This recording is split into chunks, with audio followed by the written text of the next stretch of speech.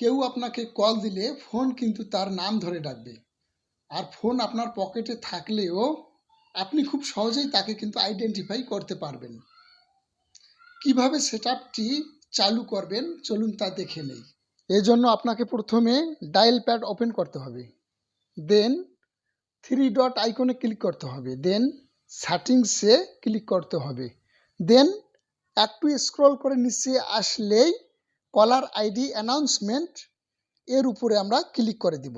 দেন announce caller ID এর উপরে click করতে হবে। এখানে নেভার অপশনটি অন করা আছে, আমরা এখানে অলওয়েজ অপশনটি অন করে দিব। এখন কাজ শেষ। এখন যদি আপনার ফোনে কেউ কল দেয় তাহলে ফোন তার নাম ধরে ডাকবে এবং আপনি খুব সহজেই তাকে আইডেন্টিফাই করতে পারবেন।